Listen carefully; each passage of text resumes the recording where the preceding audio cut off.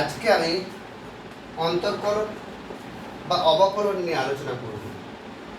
এর আগের দুটো ক্লাসে আমি সীমা বা লিমিটের ব্যাপারটা নিয়ে আলোচনা করেছিলাম।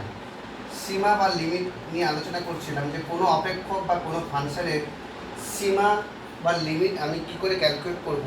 সেখানে আলোচনা হয়েছিল যে কোনো বিন্দুতে সীমার অস্তিত্ব বামপক্ষের সীমা ডানপক্ষের সীমা, মানে limit x tends two A plus F of x, মানে এফ অফ এক্সের ডান পক্ষের সীমা সমান limit x tends two A minus f of x, মানে এফ অফ এক্সের বাম পক্ষের সীমা যদি সমান হয় তাহলে ওই বিন্দুতে ওই অপেক্ষকের সীমার অস্তিত্ব থাকবে। এই নিয়ে লাস্ট চ্যাপ্টার আলোচনা হয়েছিল।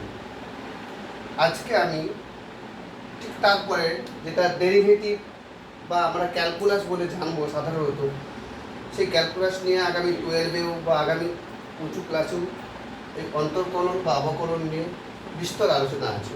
আজকে আমি এই অন্তর্কলন বা অবকলনের প্রাথমিক ধারণা তোমাদের দেব। আমরা সীমার ক্লাসে এটাও আলোচনা করেছিলাম যে এক্স টেন্ডস টু এ মানেটা কি, মানে এক্সের ভ্যালু বা এক্স টেন্ডস টু 2 মানেটা কি, এক্স 2 এর কাছাকাছি, but x not equal two 2, x tends two 2 মানে হচ্ছে এক্স নট ইকুয়াল টু 2 এর কাছাকাছি, কিন্তু কখনো 2 হবে না।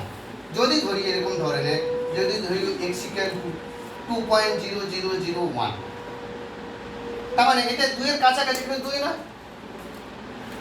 অরিজিনাল ভ্যালুটা কিছু না আমাদের x equal to 2, x equal to 2 original ছিল। এখন আমি এক্স এর ভ্যালু কত নিয়েছি, 2 এর থেকে একটু বেশি, অল্প বেশি। তাহলে এই যে এক্স এর বৃদ্ধি ঘটেছে, এক্স এর বৃদ্ধি, এক্স এর কত বৃদ্ধি ঘটেছে, এক্স এর বৃদ্ধি সমান কত, 2.0001 মাইনাস 2, মানে এক্স এর বৃদ্ধিটা হচ্ছে 0.0001। এটা হচ্ছে এক্স এর বৃদ্ধি, এটা ধনাত্মক।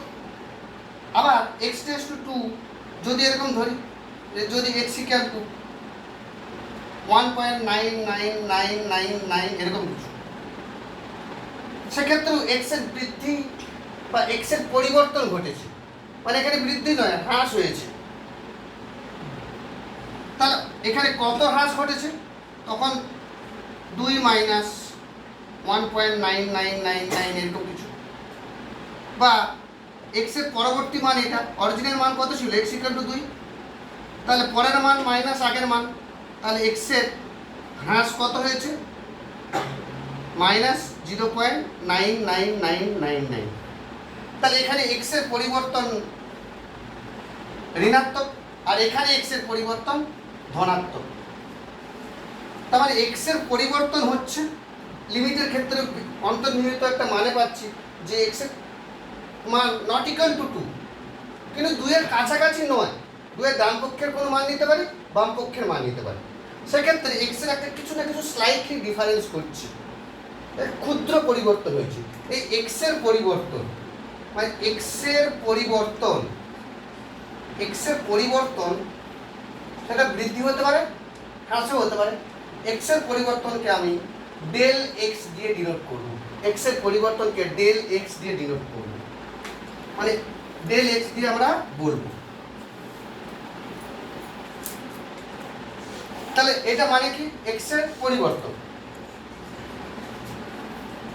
তাহলে আমি যে উদাহরণে ছিলাম সেখানে এক্স এর পরিবর্তন যদি ধনাত্মকটার ক্ষেত্রে কি হচ্ছিল, যে 0.000001 এক্স এর পরিবর্তন।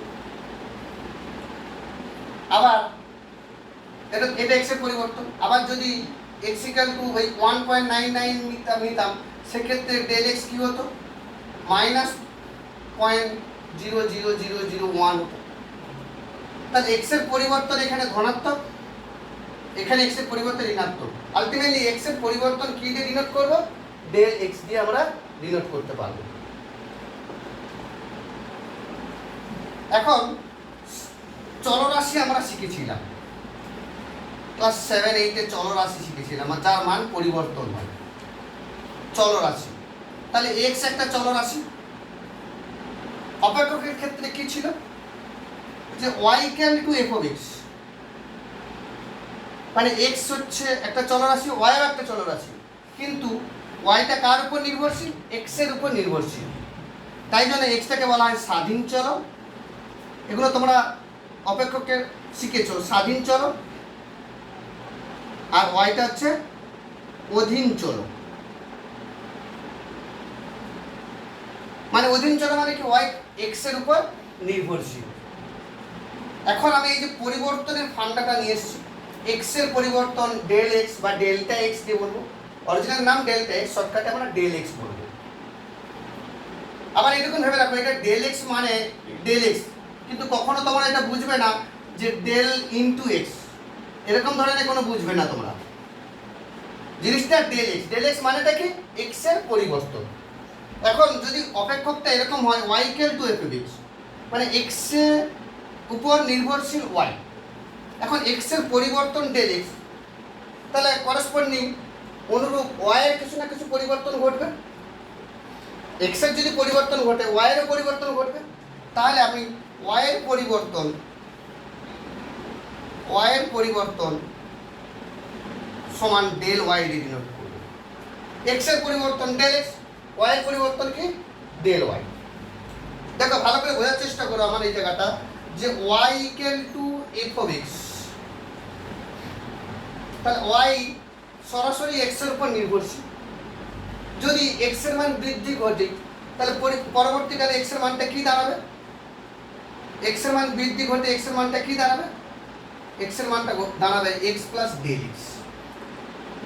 তাহলে প্রাথমিক মান কি ছিল? এক্স, পরবর্তী মান কি হলো? X plus del x. তাহলে প্রাথমিক ওয়াই এর মান কি ছিল? Y equal to f of x. তাহলে পরবর্তীকালে ওয়াই এর মানটা কি হবে? F of x plus del x. দেখো এই অপেক্ষক দিয়ে কিভাবে ওয়াই এর মানটা নির্ণয় করা যায় এক্স এর উপরে, তোমরা তো অপেক্ষকের চ্যাপ্টারে করেছো, চিত্রণের চ্যাপ্টারে, যে এক্স এর উপর ওয়াই সরাসরি নির্ভরশীল। এক্স এর মান যদি বসাই ওয়াই এর একটা মান পাবো, এক্স এর মান যদি অন্য মান বসাই ওয়াই এর আরেকটা মান পাবো। তাহলে এরকমই ধরে নেই, যদি এক্স এর মান প্রথমে ছিল এক্স, পরে পরিবর্তিত হয়ে এক্স প্লাস ডেল এক্স হয়েছে, তাহলে ওয়াই এর মানটাও তো পরিবর্তন হবে। ওয়াই এর মান যে পরিবর্তন হবে সেটা হচ্ছে ওয়াই প্লাস ডেল ওয়াই। প্রাথমিক ওয়াই এর মান ওয়াই যদি ধরি, তাহলে পরিবর্তিত ওয়াই এর মানটা কি হবে? Y plus del y. তার মানে আমাদের দাঁড়াচ্ছে যে y plus del y equal to f of x plus del x. এটা আমরা পেলাম। এখন যদি ওয়াই এর মানটা আমি পুট করে দিই, যদি ওয়াই এর মানটা পুট করে দিই, ওয়াই এর মানটা কত ছিল? F of x. যদি এফ অফ এক্স মান বসিয়ে দিই, f of x plus del y equal to f of x plus del x. তার মানে ডেল ওয়াইটা কি দাঁড়াচ্ছে? F of x plus del x minus f of x. এটাকে তোমরা ব্লক করে রাখো, বুঝতে পারবে। তার মানে ডেল ওয়াইটা কি? ওয়াই এর পরিবর্তন। ডেল ওয়াইটা হচ্ছে ওয়াই এর পরিবর্তন। ওয়াই এর পরিবর্তন কিভাবে নির্ণয় করব? F of x plus del x minus f of x. মানে এফ অফ এক্স এর পরবর্তী মান, এক্স এর যে পরিবর্তন হয়েছে সেই পয়েন্টে এফ অফ এক্স এর মান আর মাইনাস এফ অফ এক্স, সেখান থেকে আমরা ওয়াই এর মানটা আমরা পাচ্ছি। তো del of y equal to এই ফান্ডা থেকে আমরা ক্যালকুলেট করবো, পরবর্তীকালে এটা আমরা কাজে লাগাবো। এটা ভালো করে তোমরা নোট করে রাখবে, del y equal to f of x plus del x minus f of x.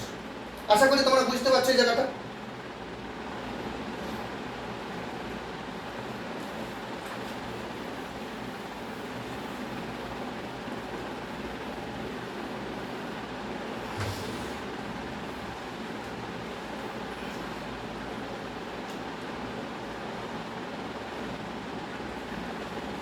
এখন del y by del x একটা অনুপাত ক্যালকুলেট করি। Del y by del x কেন ক্যালকুলেট করছি একটু পরে তোমার দিকে ক্লিয়ার করছি। যে del y by del x, তাহলে কি হবে? ডেল ওয়াই এর মানটা আমাদের কি ছিল? F of x plus del x minus f of x divided by del x. তাহলে del y by del x এর মান আমরা এভাবে ক্যালকুলেট করতে পারছি। এটা একটা অনুপাত del y by del x, এটাকে তোমরা ব্লক করে রাখবে। এবার আমি একটা উদাহরণ দেব, সেই উদাহরণ থেকে তোমরা বুঝতে পারবে যে এই অনুপাতের গুরুত্বটা কি, একটু পরে বুঝতে পারবে। ধরে নাও y equal to f of x equal to x plus 1। এই f অফ x এর মান এই ফর্মুলা দিয়ে ক্যালকুলেট করা যাবে। এখন যদি আমি পুট করে দিই, ধরি x ইকুয়াল টু 2, যদি ধরি x ইকুয়াল টু 2, তাহলে করসপন্ডিং y এর মানটা কত পাবো? যদি x এর মান 2 বসাই তাহলে করসপন্ডিং y এর মানটা কত পাবো? 2 প্লাস 1 মানে 3। তাহলে x এর মান 2 বসালে y এর মান 3 পাচ্ছি। এখন x এর মান অল্প বৃদ্ধি করব, x এর মান পরিবর্তন করছি। x এর মান কত পরিবর্তন করছি? যদি মনে করি যে 2.01 নেব, তাহলে করসপন্ডিং y এর মানটা আমি কত পাবো? 3.01। যদি x এর মান 2.0000 আরো খুব ক্ষুদ্র পরিবর্তন করি, করসপন্ডিং y এর মানটা কি পাবো? 3.00001। তাহলে x এর পরিবর্তন যদি ক্ষুদ্র হয়, y এর পরিবর্তনও ক্ষুদ্র হবে। কারণ কি, y টা কার উপর নির্ভরশীল? x এর উপর নির্ভরশীল। তাহলে x এর পরিবর্তন যদি ক্ষুদ্র হয়, করসপন্ডিং y এর পরিবর্তন হচ্ছে। আমি আরো একটা উদাহরণ দিচ্ছি, যদি x এর পরিবর্তন এরকম আরো ছোট নেই, যে 2.000000001, মানে 7টা 01 করে দিয়েছি, তাহলে করসপন্ডিং y এর মানটা আমরা পাবো 3.000000001। এখন ডেল x মানে কি x এর পরিবর্তন। x এর পরিবর্তনটা কত? 0.0000001। করসপন্ডিং যে y এর পরিবর্তন, y এর অরিজিনাল মান কত ছিল? দেখো, এটা হচ্ছে x এর অরিজিনাল মান আর y এর অরিজিনাল মান। x এর অরিজিনাল মান 2, করসপন্ডিং y এর অরিজিনাল মান 3। এখন x এর পরিবর্তন করে আমি যদি এই জায়গাটা ধরি, তাহলে x এর পরিবর্তন কত? ধনাত্মক, পয়েন্টের পর 7টা 01। তা করসপন্ডিং যে y এর পরিবর্তন ঘটবে, তাহলে 3.701 মাইনাস 3, সেটাকে বলা হয় ডেল y দিয়ে কি বলবো? y এর পরিবর্তন। তাহলে y এর পরিবর্তনটা কি? পয়েন্টের পর 7টা 0। যদি y এর পরিবর্তন খুব ক্ষুদ্র হয়, করসপন্ডিং x এর পরিবর্তন যদি ক্ষুদ্র হয়, y এর পরিবর্তনও ক্ষুদ্র হবে।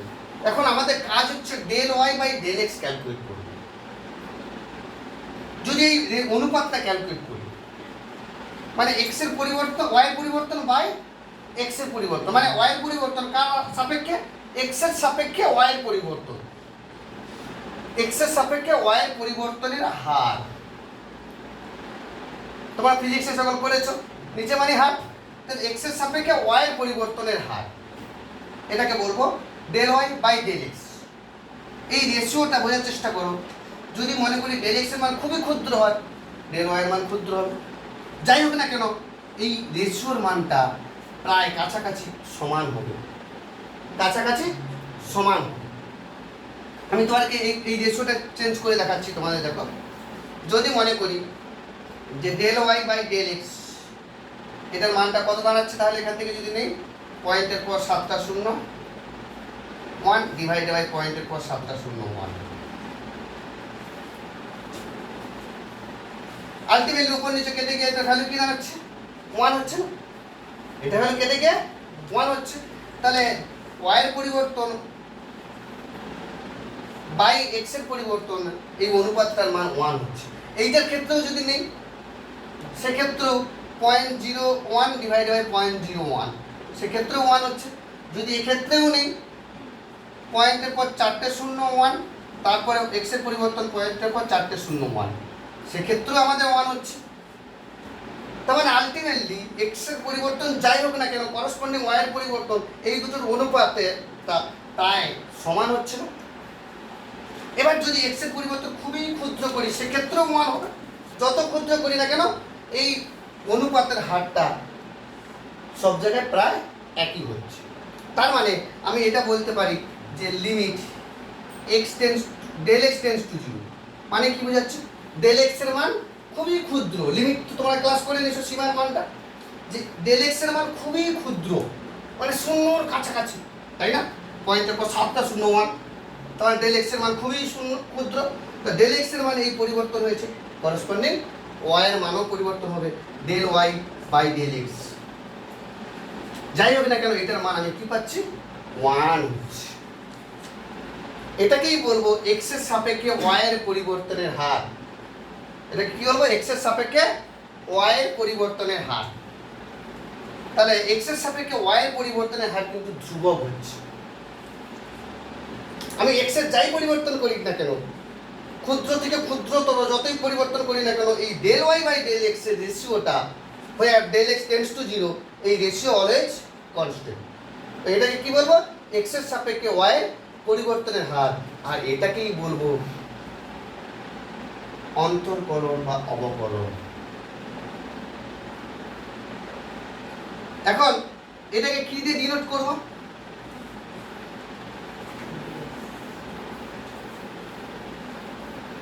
এই যে জায়গাটা, আমি এক্ষুনি যে জায়গাটা কনক্লুশনে এলাম, যে limit del x tends to zero, এটা করলাম মানে কি? ডেল এক্স এর মান খুবই ক্ষুদ্র, এটা দেওয়া মানে ultimately del y by del x এর মান ক্যালকুলেট করছি যখন ডেল এক্স খুবই ক্ষুদ্র।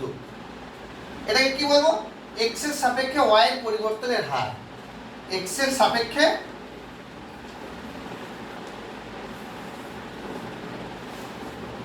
ওয়াই এর পরিবর্তনের হার। এটা কি বলবো?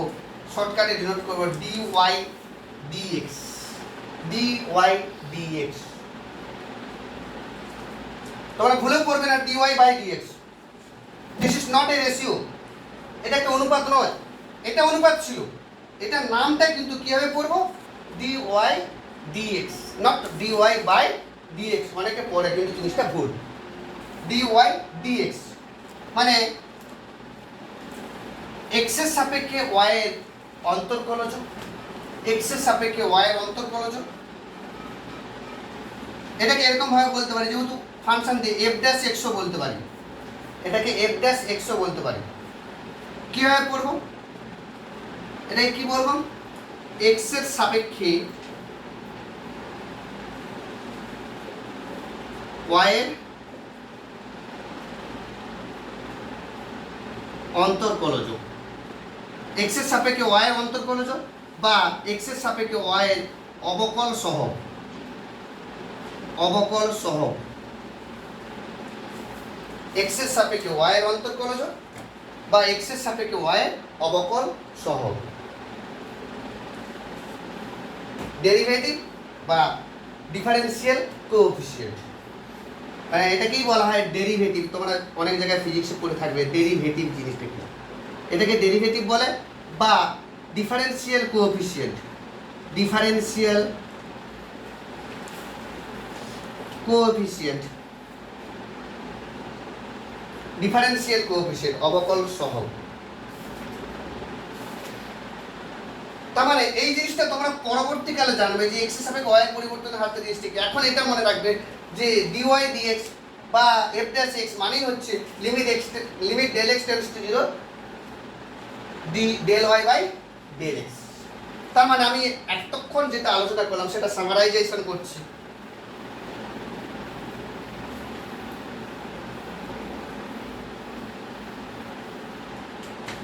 যে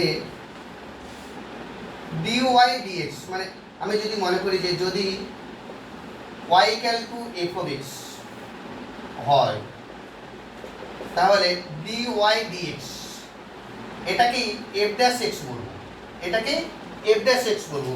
এটার মানেই হচ্ছে যে limit del x tends to 0 del y by del x। এটা কিন্তু del y by del x, but এটা কিন্তু বাই নয়।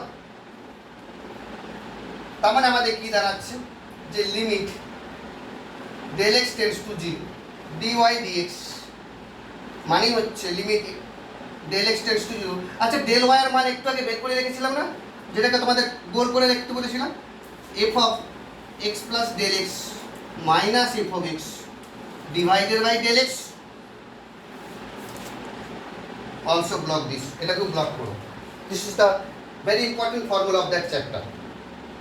এই চ্যাপ্টার খুবই ইম্পর্টেন্ট ফর্মুলা, যে কিভাবে আমরা ডেরিভেটিভ ক্যালকুলেট করব, অন্তর্কলজ বা অবকল সহগ কিভাবে নির্ণয় করব। এবং এই অন্তর্কলজ বা অবকল সহগ নির্ণয় করার পদ্ধতিটাকে বলা হয় অবকলন।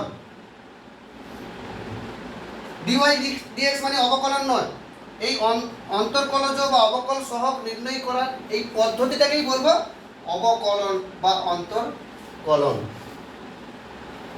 Differentiation, differentiation.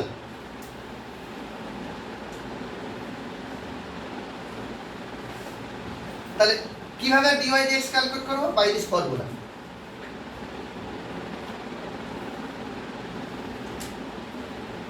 তার মানে ডিওয়াই ডিএক্স আমি চিত্রণের সাহায্যে ডিওয়াই ডিএক্স একটু এক্সপ্লেন করব। তোমাদের চিত্রণের ক্লাসেও হয়েছিল। যদি এরকম ধরনের মনে করি যে এক্স এর একটা মান দিলাম, করসপন্ডিং ওয়াই এর মান পাচ্ছি,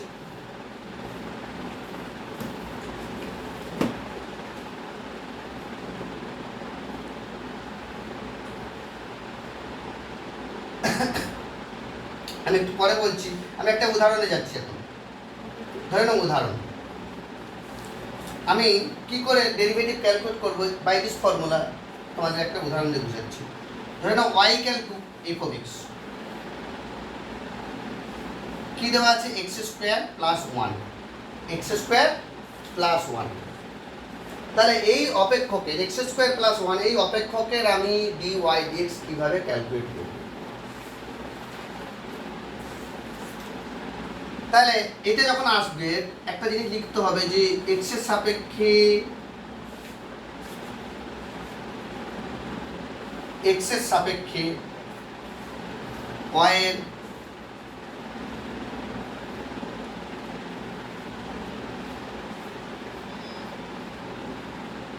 অন্তর্কলজ, x এর সাপেক্ষে y এর অন্তর্কলজ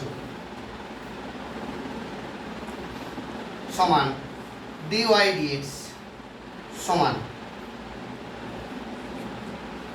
limit del x tends to 0। আমি ওই ফর্মুলাটা আবার পুট করছি। Limit del x tends to 0 f of x plus del x minus f of x by del x। আমরা যখন অঙ্ক করতে যাব এই del x টা বারবার না লিখে del x এর আরেকটা নাম দেবো h। তো del x এর জায়গায় যদি h পুট করি তাহলে কি পাচ্ছি? যে limit h tends to 0 f of x plus h minus f of x divided by h। h মানে x এর পরিবর্তন del x।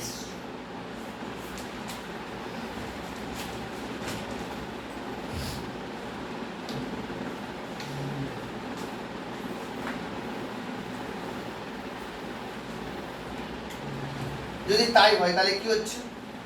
dy dx equal to limit h tends to 0। যদি f of x এর মান x square plus 1 হয় তাহলে f of x plus h এর মান কত হবে? একেবারে চিত্রণের ফান্ডা। যদি f of x equal to x square plus 1 হয় তাহলে f of রামবাবু কি হবে? Rambabu square plus 1। যদি f of x equal to x square plus 1 হয় f of যদুবাবু কি হবে? Jadubabu square plus 1। তাহলে f of x plus h কি ভ্যালু কি হবে? x প্লাস h এর হোল স্কয়ার প্লাস 1। তার মানে কি হচ্ছে?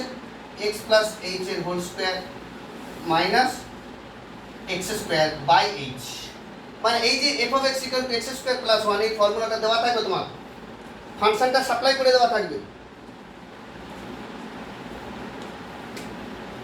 আমরা তো সীমার মান ক্যালকুলেট করছি, সীমার ফান্ডা দিয়ে আমি ডেরিভেটিভ ক্যালকুলেট করছি।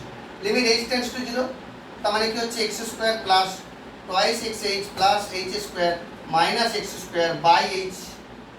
দ্যাট মিন্স x স্কয়ার কেটে যাচ্ছে। তার মানে limit h tends to 0 h into twice x plus h minus h। h tends to 0 মানে কি? h not equal to 0। তার মানে h কেটে দিতে পারবো কারণ h নট ইকুয়াল টু 0। এবার এইচ এর জায়গায় যদি 0 বসিয়ে দিই আলটিমেটলি ভ্যালুটা কি পাচ্ছি 2x। তার মানে dy dx এর মান কি পেলাম 2x। dy dx এর মান কি পেলাম 2x।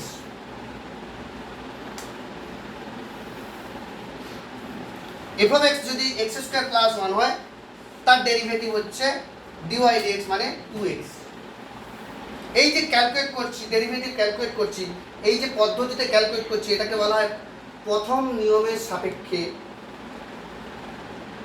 অন্তর্কলজ বা প্রথম নিয়মের সাপেক্ষে অবকলন সহগ নির্ণয় করার পদ্ধতি। এটাকে বলে ডেফিনেশন অফ ডেরিভেটিভ। সংজ্ঞার সাহায্যে আমি কিভাবে ডেরিভেটিভ ক্যালকুলেট করলাম সেটা তোমাদের দেখালাম। এই প্রসেসের অঙ্ক তোমাদের ইম্পর্টেন্ট এই চ্যাপ্টারে, যে কীভাবে আমি সংজ্ঞার সাহায্যে বা প্রথম নিয়মের সাপেক্ষে অন্তর্কলজ ক্যালকুলেট করব। এই উদাহরণটা ভালো করে বুঝতে পারছো। আমি আরও উদাহরণ করাবো তোমাদের, যে y = x² + 1, তাহলে x এর সাপেক্ষে ডেরিভেটিভ করলে dy dx = 2x হবে। তারপর dy dx থেকে আমি আরেকটা নাম দিয়েছিলাম তোমাদের, dx টাকে আরেকটা নাম দিয়েছিলাম, সেটা কি যে dy dx = f'(x) = 2x। এটা মানেটা কি যে x বিন্দুতে যে ডেরিভেটিভ কোথায় at x = x, মানে x বিন্দুতে অন্তর্কলজ। এই বিন্দুটা যদি চেঞ্জ করি বিভিন্ন জায়গায় হবে। আমি যদি মনে করি বিন্দুটা চেঞ্জ করলাম যে dy dx at x = a, x = a বিন্দুতে অবকল সহগ কত হবে সেটা কি হবে f'(x) a। x এর জায়গায় কি বসালাম a বসালাম, তাই সেটা কি आंसर আসবে 2a। তাহলে আলটিমেটলি f'(x) এর ফর্মুলা কি হলো 2x। যদি f of x = x² + 1 হয় তাহলে এর ডেরিভেটিভ নির্ণয় করার ফর্মুলাটা দাঁড়াচ্ছে 2x, মানে f'(x) = 2x। এটা হচ্ছে ফর্মুলা। এই ফর্মুলাটা কিভাবে পেলাম প্রথম নিয়মের সাপেক্ষে বা সংজ্ঞার সাহায্যে অন্তর্কলজ নির্ণয় করে আমি ফর্মুলাটা বের করলাম। এবার আমি যে কোনো বিন্দুতে অন্তর্কলজ ক্যালকুলেট করতে পারবো। একটা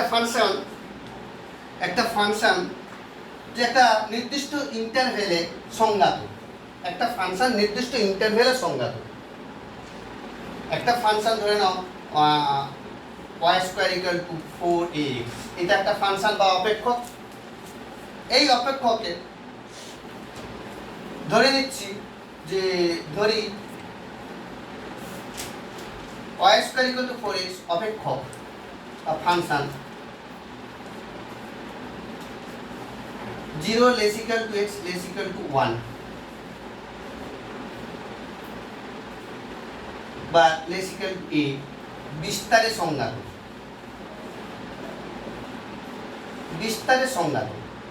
মানে ওই বিস্তারে সংজ্ঞাত। এবার ওই বিস্তারের মধ্যে যে কোনো বিন্দুতে আমি অন্তর্কলজ বা অবকল সহগ নির্ণয় করতে পারবো বাই দিস ফর্মুলা। এইটার ক্ষেত্রে ফর্মুলা আলাদা হবে, সেটা ক্যালকুলেট করব। এইটার ক্ষেত্রে আমি ফর্মুলা ক্যালকুলেট করেছি।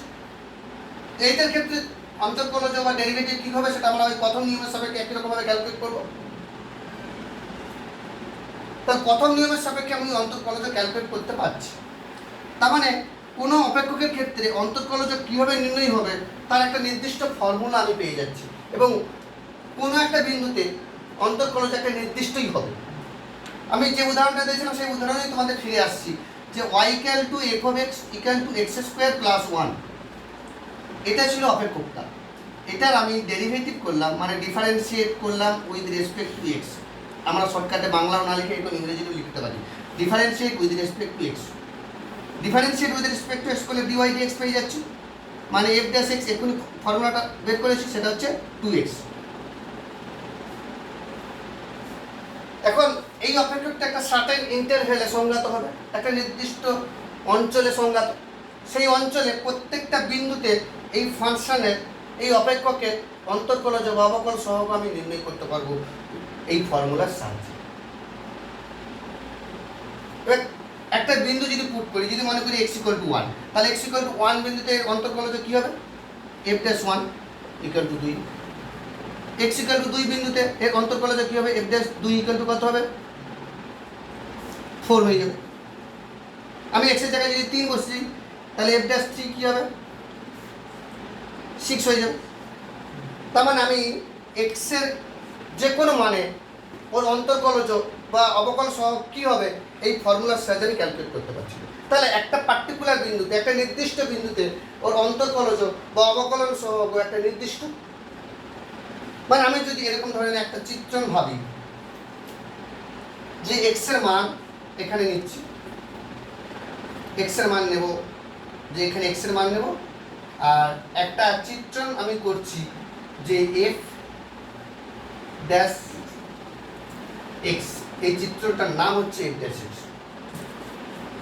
এক্সের মানে কি না 1 2 3 যে উদাহরণগুলো দিয়েছি, তাহলে 1 এর করসপন্ডিং মানটা কি পাচ্ছি 2, 2 এর করসপন্ডিং মানে মানটা কি পেলাম 4, 3 এর করসপন্ডিং মানটা কি পেলাম 6। এটা মানে কি x = 1 বিন্দুতে অন্তর্কলজ, x = 2 বিন্দুতে অন্তর্কলজ, x = 3 বিন্দুতে অন্তর্কলজ। তাহলে প্রত্যেকটা বিন্দুতে অন্তর্কলজের মান আলাদা আলাদা হচ্ছে, মানে 1 to 1 করসপন্ডিং হচ্ছে একটা। তার মানে ডেরিভেটিভ বা অন্তর্কলজ অবকল সহগ এটা একটা চিত্র, যে চিত্রণের সাহায্যে আমি এই ডেরিভেটিভকে উপস্থাপন করতে পারি। আমি চিত্রণ চ্যাপ্টারে তোমাদের বলেছিলাম যে চিত্রণ একটা মেশিন, এটা আমার নির্দিষ্ট ভাষা। ধান বানানো কলে কি হয়, ধান বানানো হয়, তাহলে ওই মেশিনের কাজটা কি, ধান থেকে চাল হবে। ওখানে যদি কাপড় দিয়ে দেবো তাহলে কিন্তু চাল হবে না, ধান দিলে পার্টিকুলার চাল হবে। তাহলে যে অঞ্চলে এই অপেক্ষকটা সংজ্ঞাত, সেই অঞ্চল থেকে যদি একটা বিন্দু তুলে নেই, সেই বিন্দুটা যদি দিয়ে দেই তাহলে একটা পার্টিকুলার মান পাবো, সেটাকেই বলা হয় ডিওয়াই ডিএক্স। ডিওয়াই ডিএক্স, এই মেশিনটার নামটা কি dy dx, not dy dx, মেশিনটার নাম হচ্ছে ডিওয়াই ডিএক্স। এবার এই মেশিনে যদি আমি মনে করি এই ফাংশনটাকে যে স্ট্যান্ডার্ড ভাবছি, তোমাদের পার্টিকুলার একটা উদাহরণ তুলে ধরেছি যে এই ফাংশনটাই স্ট্যান্ডার্ড যদি ভাবি, এই ফাংশন দিয়ে আমি তোমাদের বোঝাচ্ছি যে এই মেশিনের ভেতরে আমি 1 ঢুকাইছি, তাহলে কি পাচ্ছি 2 পাচ্ছি। এই মেশিনের ভেতরে আমি 2 বসাচ্ছি, তাহলে কি পাচ্ছি 3 পাচ্ছি। এই মেশিনে আমি 3 বসাচ্ছি,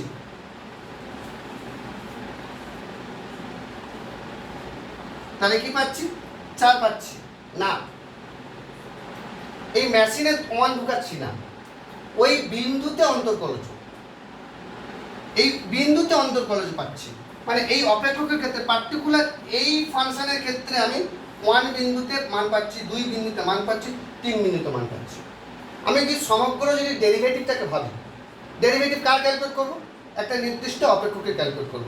যদি মনে করি, আর এইটা বাদ দিয়ে আমি আরও কতগুলো উদাহরণ দিচ্ছি, মানে ওই অপেক্ষকের ক্ষেত্রে নির্দিষ্ট বিন্দুতে নির্দিষ্ট মানগুলো পাচ্ছি। যদি y = এরকম হয় sin x হয়, যদি y = x2 + 5 যদি হয়, যদি y = 7x + 9 হয়, তাহলে বিভিন্ন অপেক্ষক বিভিন্ন কিছু হচ্ছে, কিন্তু মেশিনটা কিন্তু একটাই d dx। আমি এতক্ষণ কিন্তু ডেরিভেটিভের মানটা সংজ্ঞা দিয়ে বলছিলাম, তোমাদের কাছে একটু কঠিন মনে হয়েছিল, 11 এর স্টুডেন্ট হিসেবে তোমাদের কাছে একটু কঠিন মনে হয়েছিল। এবার আমি তোমাদের একটু সহজভাবে জিনিসটাকে ব্যাখ্যা করছি। আমি এই চ্যাপ্টারতে যেভাবে ক্যালকুলেট করব, এটা যদি মেশিন হয়ে থাকে d dx, মানে এটা একটা চিত্র, এই চিত্রণের ভেতরে যদি x² + 1 ঢোকাই, তাহলে এই মেশিন কি দিবে 2x দিবে। তাহলে এই মেশিন যে পদ্ধতিতে x² + 1 এর মানটা বের করছে, সেই পদ্ধতিটাকে বলা হয় অন্তর্কলন বা অবকলন। এই মেশিনের ভেতরে আমি যদি এই যে dy dx, মানে y এর মানটা কি x² + 1, এবারে y এর মানটা যদি মনে করি sin x দিই, তাহলে এটার মান পাবো cos x। এই মেশিনের ভেতরে আমি যদি 7x + 9 দিই, এটার মান পাবো 7। তাহলে এই অন্তর্কলজের চ্যাপ্টারে কিছু ফর্মুলা মনে রাখতে হবে যে কোন অপেক্ষকের অন্তর্কলজে কি হবে। যদি আমরা প্রথম নিয়মের সাপেক্ষে ওগুলো সব মান বের করব, প্রমাণ করব। আমি যেমন একটা প্রমাণ করলাম যে y equal to x square plus 1, তাহলে এই অপেক্ষকে যে পদ্ধতিতে প্রথম নিয়মের সাপেক্ষে বা সংজ্ঞার সাহায্যে মান বের করছি 2x, তাহলে এই একই পদ্ধতিতে sin x এর অন্তর্কলজ বা অবকলন সহগ পাবো cos x, ওই একই পদ্ধতিতে 7x প্লাস 9 এর মান পাবো 7। আবার যদি আমার কোনো ধ্রুবক পদ বসাই, যদি 7 দিই, সেটার মান কত হবে? 0। কাপড় দিলে কিন্তু চাল হবে না। ধান বানানো মেশিনে যদি কাপড় দিতেই সেটা চাল হবে না, কি হবে? চাল বেরোবে? বেরোবে না।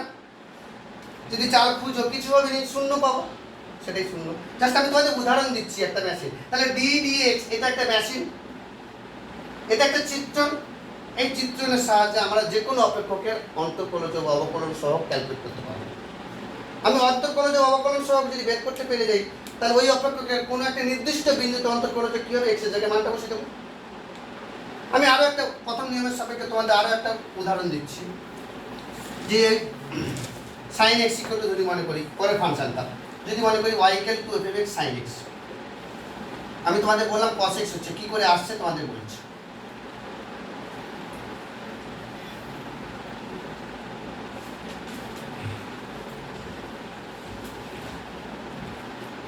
যে differentiate with respect to x by first principle, প্রথম নিয়মের সাপেক্ষে, by first principle প্রথম নিয়মের সাপেক্ষে অন্তর্কলজ করে পাই। dy dx কি পাবো? একেবারে ডাইরেক্ট ফর্মুলাতে চলে যাচ্ছি, limit h tends to 0 f of x plus h minus f of x divided by h, last formula এটা ছিল না? তাহলে f of x এর মান যদি sin x হয়, তাহলে f of x plus h এর মান কত হবে?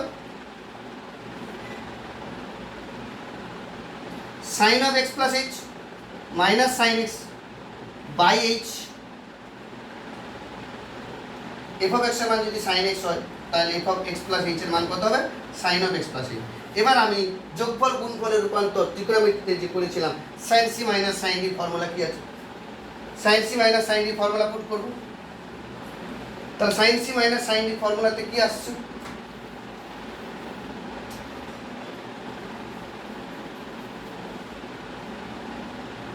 Limit h tends to 0 sin c minus sin d formula 2 cos c plus d by 2, that means x plus h by 2 into sin c minus d by 2, that means h by 2 by h, that means limit h tends to 0 cos of x plus h by 2 into sin h by 2 divided by h, এই দুইটা নিচে রাখলে h by 2। সীমার তোমরা formula জানো, এটা কি আসবে? 1 আসবে না limiting value? Limit h tends to 0 যদি বসিয়ে দিই, তাহলে আলটিমেটলি কি পাচ্ছি? Limit h tends to 0 cos of x plus h by 2 into limit h tends to 0 sin h by 2 by h by 2, তার মানে এটার ভ্যালু দাঁড়াচ্ছে cos x, h এর জায়গায় 0 বসে দিলে cos x, আর এটার ভ্যালু 1 এসেছিল। তোমরা সীমা বা লিমিটের চ্যাপ্টারতে সুন্দরভাবে পড়েছো। তাহলে আলটিমেটলি কি পেলাম? cos x। একটু আগে তোমাদের বলেছিলাম না? তাহলে এই যে বের করার পদ্ধতি, কোন পদ্ধতিতে বের করলাম? প্রথম নিয়মের সাপেক্ষে বা সংজ্ঞার সাহায্যে আমি অন্তর্কলজ বা অবকলন সহগ নির্ণয় করলাম। এইভাবে আমরা বিভিন্ন ফাংশনের বিভিন্ন অন্তর্কলজ সহগ বের করবো। আমি কতগুলো ফর্মুলা তোমাদের দিচ্ছি, একটা লিস্ট করছি তোমাদের, যেগুলো আমাদের আপাতত ডিরেক্ট মনে রাখতে হবে, প্রথম নিয়মের সাপেক্ষে প্রমাণ করতে হবে।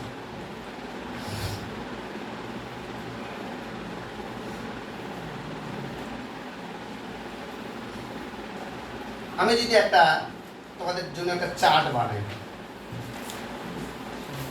এরকম একটা চার্ট বানাচ্ছি, এখানে নাম দিচ্ছি অপেক্ষক, তার অন্তর্কলজ বা অবকল সহগ, অন্তর্কলজ বা অবকল সহগ।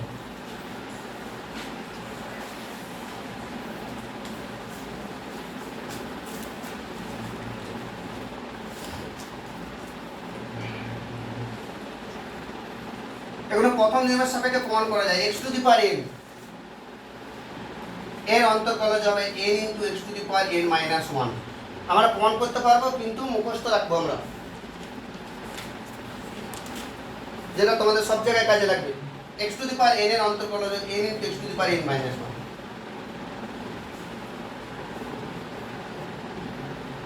মানে আলটিমেটলি তোমাদের যদি একটা উদাহরণ এখান থেকে উদাহরণটা নিই, যদি x কিউব দেই তার অন্তর্কলজ কি হবে? এই যে n এর জায়গায় 3 বসাবে, 3 into x to the power 3 minus 1, তার মানে 3x স্কয়ার। n এর জায়গায় যদি 7 বসে x টু দি পাওয়ার 7, তার অন্তর্কলজ কত হচ্ছে? 7 into x to the power 7 minus 1, তার মানে 7x টু দি পাওয়ার 6। মানে x to the power something এর অন্তর্কলজ এভাবে ক্যালকুলেট করতে পারবো।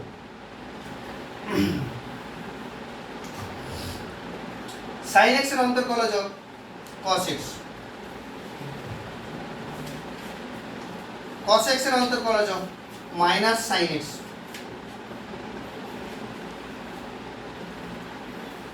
এগুলো মন্ত্রের মতো তোমাদের মুখস্থ রাখতে হবে। tan x এর অন্তর্কলজ sec square x,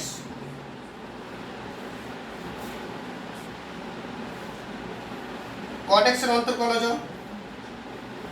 minus cosec square x,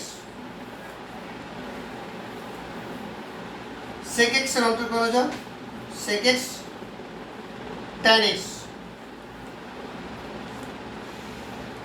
cosec x এর অন্তর্কলজ minus cosec x cot x। কোন ধ্রুবক রাশি c মানে ধ্রুবক রাশি, একটু আগে বলেছিলাম ধ্রুবক পদের যদি অন্তর্কলজ করি তার মানটা 0 হবে।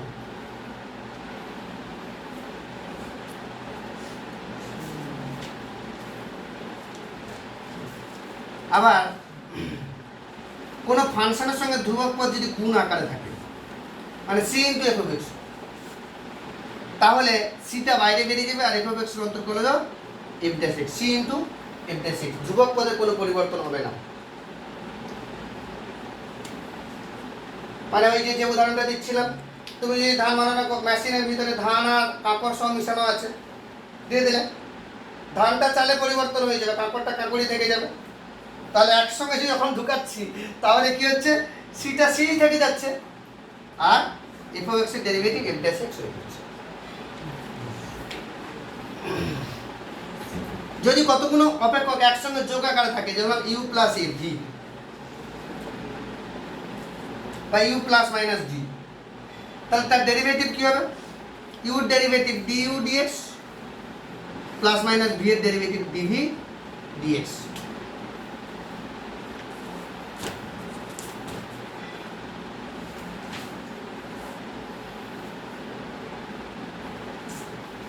আমরা তোমার দিকে পরের দিন দুটো ফাংশন গুণ আকারে থাকলে, দুটো ফাংশন যদি গুণ আকারে থাকে তার কিন্তু অন্তর্কলজ আলাদা ক্যালকুলেট করবো, ভাগ আকারে থাকলে আলাদাভাবে ক্যালকুলেট করবো, সেটা আমি তোমাদের পরের দিন শেখাবো। কিন্তু আপাতত এই ফর্মুলাগুলো এভাবে মনে রাখতে হবে। তোমাদের আরেকটা জিনিস তোমাদের মনে হচ্ছে, এটাকে কিভাবে লেখা যায় বলো তো? এটা মানে হচ্ছে D D D x of x to the power N, মানে হচ্ছে N into x to the power N minus 1। আমি চার্ট আকারে করছি বলে ডি ডি এক্সটা বারবার লিখছি না, মানে হচ্ছে x to the power N এর এক্স এর সাপেক্ষে অন্তর্কলজ হচ্ছে এটা। আবার D D D x of sine x equal to cos x, D D D x of cos x মানে হচ্ছে মাইনাস সাইন এক্স। এটা চার্ট আকারে ছিল, আমি ডেরিভেটিভ স্ট্যান্ডার্ড ফরম্যাটে লিখছি। D D D x of tan x মানে হচ্ছে sec square x, D D x of cot x মানে হচ্ছে মাইনাস cosec স্কয়ার x।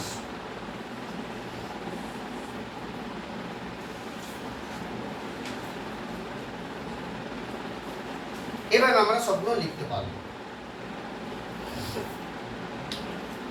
এখন এই চ্যাপ্টার মূল বিষয়বস্তু তোমাদের ক্লাস 11 এর ক্ষেত্রে, যে প্রথম নিয়মের সাপেক্ষে অন্তর্কলজ নির্ণয় করব, কোন অপেক্ষকের অন্তর্কলজ নির্ণয় করব এই ফর্মুলাগুলোর সাহায্যে। আর প্রথম নিয়মের সাপেক্ষে একটু আগে দুটো উদাহরণ দিলাম, প্রথম নিয়মের সাপেক্ষে ক্যালকুলেট করতে পারবো। যদি কিছু বলে দেওয়া না থাকে তাহলে নর্মাল এরকম ফর্মুলার সাহায্যে ডেরিভেটিভ ক্যালকুলেট করবে।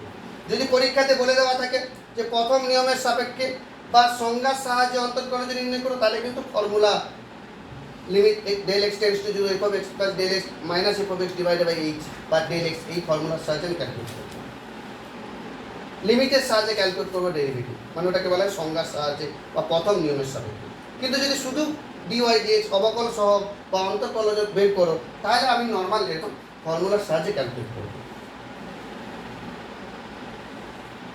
এখন আমাদের লিমিটের চ্যাপ্টারে তোমরা শিখেছি যে কখনো কখনো কোনো বিন্দুতে সীমার অস্তিত্ব থাকে, কখনো কখনো সীমার অস্তিত্ব থাকে না। এখন তোমাদের মনে একটা প্রশ্ন হতে পারে, স্যার যে কোনো ফাংশনের যে কোনো বিন্দুতে কি অন্তর্কলজ বের করতে পারবো? সেটা কিন্তু নাও হতে পারে। এখন কখন অন্তর্কলন যোগ্য বা কখন অন্তর্কলন যোগ্য হবে না, তার জন্য একটা ফর্মুলা আছে। সেই ফর্মুলার সাহায্যে আমরা ভেরিফাই করতে পারবো যে ওই বিন্দুতে অন্তর্কলন যোগ্য বা অন্তর্কলন যোগ্য নয়। এই টাইপেরও প্রবলেম তোমাদের পরীক্ষাতে আসে। আমি একটা উদাহরণ দিচ্ছি।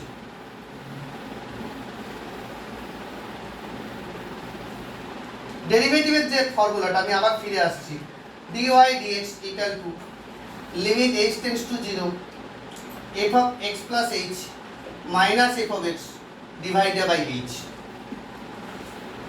This is the direct formula of the derivative by definition.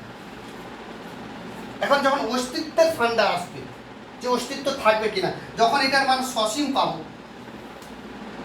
তখন অস্তিত্ব থাকবে, মানে একটা পার্টিকুলার যদি মান পাই।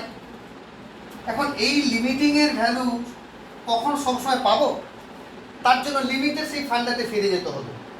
লেফট হ্যান্ড ডেরিভেটিভ আর রাইট হ্যান্ড ডেরিভেটিভ, সেটাকে এখানে নাম দিচ্ছে কিরকম ধরে নেন, যে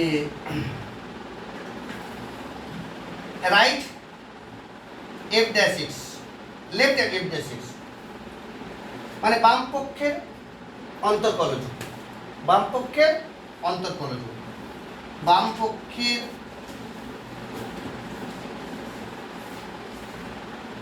অন্তর্কলজ। মানেটা কি, লিমিট h টেন্ডস টু 0 ছিল, এখানে 0 মাইনাস হয়ে যাবে যেহেতু বাম পক্ষে, f of x plus h minus f of x divided by h। এটা বাম পক্ষের অন্তর্কলজ নির্ণয় করার ফর্মুলা। আবার ডান পক্ষের অন্তর্কলজ কি করে ক্যালকুলেট করব, যে রাইট f ড্যাশ x, ডান পক্ষের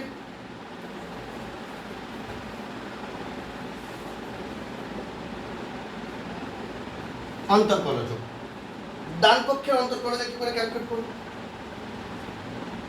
limit h tends to 0 plus, ডান পক্ষে যেহেতু বলেছে 0 প্লাস, এটা 0 minus, f of x plus h minus f of x divided by h।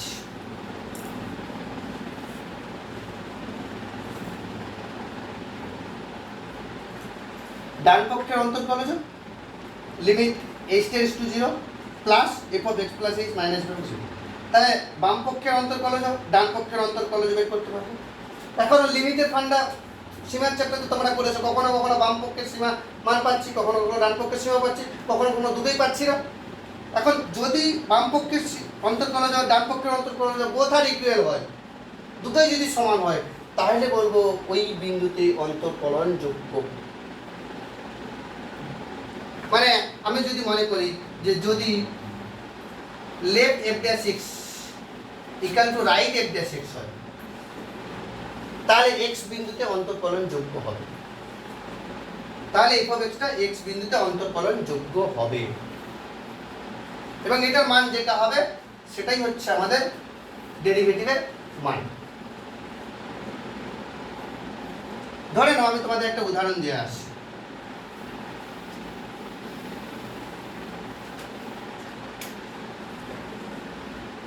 ধরি y equal to f of x equal to mod of x, y equal to f of x equal to mod of x। আচ্ছা, mod of x কে যদি break করে দিই তাহলে কি হবে, এটার মান x হবে যখন x greater equal to 0, এই mod x এর মান মাইনাস x হবে যখন x less than 0 হবে।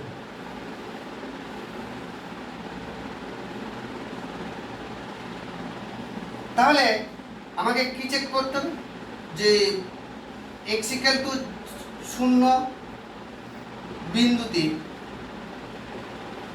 x ইকুয়াল টু 0 বিন্দুতে f ড্যাশ 0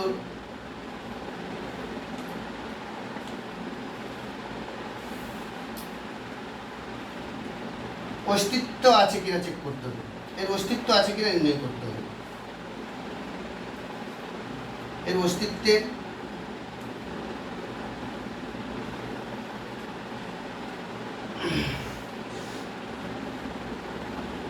অস্তিত্ব নির্ণয় করতে হবে।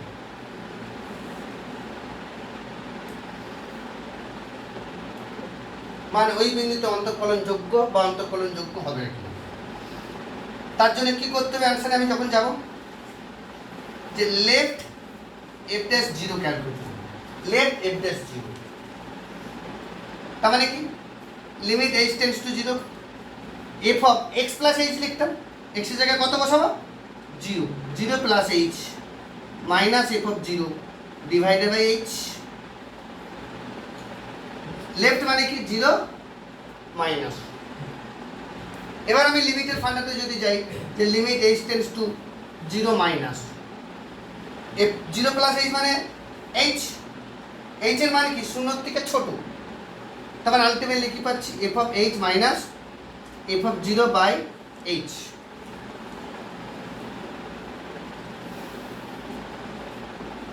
তাহলে লেফট f ড্যাশ 0 এর মানটা কি পাচ্ছি limit h tends to 0, f of h এর মানটা কোনটা হবে, f অফ x এর মান x হবে যখন x 0 থেকে বড়, f অফ x এর মান মাইনাস x যখন 0 থেকে ছোট। এখন h এর মানটা কি 0 থেকে ছোট, তাহলে f অফ h এর মান কত হবে মাইনাস h, আর f অফ 0 এর মান কত, x এর মান যখন 0 হবে 0, f অফ 0 এর মান 0 বাই h। তার মানে আলটিমেটলি কি পাচ্ছি -1 পাচ্ছি। লেফট f ড্যাশ 0 এর মান কত পাচ্ছি -1, মানে বাম পক্ষের অন্তঃকলজ হচ্ছে -1। এখন ওই অপেক্ষকের ডান পক্ষের অন্তঃকলজ কি হবে, ডান পক্ষের অন্তঃকলজটা কি হবে যে right f dash 0 limit h tends to 0 plus f of h minus f of 0, একেবারে ডাইরেক্ট লিখে দিচ্ছি, আগেরটা যেহেতু ব্যাখ্যা করেছিলাম এটা ব্যাখ্যা করছি না। তাহলে x এর মান 0, h এর মান যদি 0 থেকে বড় হয় তাহলে মানটা কি হবে x হবে, x এর মান যদি 0 থেকে বড় হয় f অফ x এর মান x, তাহলে f অফ h এর মান কত হবে h হবে, limit h tends to 0 plus h minus 0 by h। এই ফর্মুলার সাহায্যে তার মানে ultimately limit h tends to 0 plus h by h মানে হচ্ছে 1 পাচ্ছি।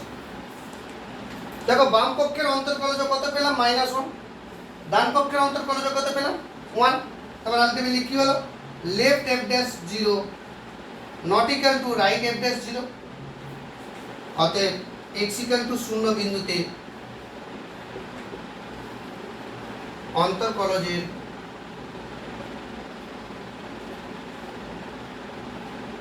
অস্তিত্ব নেই, বা x ইকুয়াল টু 0 বিন্দুতে অন্তঃকলনযোগ্য নয়। এরকম লিখতে পারি যে x ইকুয়াল টু 0 বিন্দুতে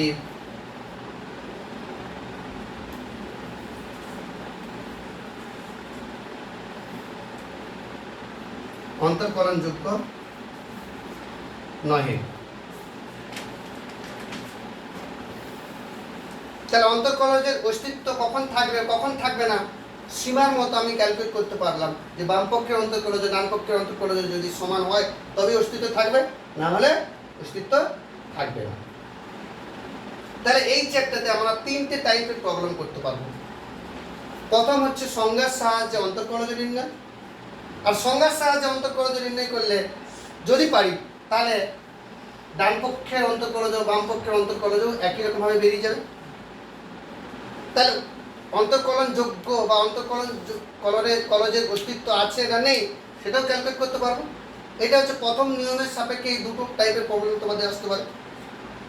আর যেটা সবশেষ এই চ্যাপ্টার মূল বিষয়বস্তু, যেটা আগামী দিনে তোমাদের বিভিন্ন বিজ্ঞানের শাখাতে তোমাদের কাজে লাগবে, পদার্থবিদ্যা, রসায়ন, অর্থবিদ্যা, যে কোনো বিজ্ঞানের শাখাতে তোমরা যদি পড়াশোনা করো, ক্যালকুলাস যেটা ডেরিভেটিভ, তারপরে আগামী দিনে তোমরা ইন্টিগ্রেশন করবে, সে সকল পরবর্তীকালে শিখবে। কিন্তু derivative is the first starting of calculus. তো এই যে ফর্মুলা যেগুলো তোমাদের বললাম, ওই ফর্মুলার সাহায্যে আমরা অন্তর্কলজের ক্যালকুলেট করব। ওকে।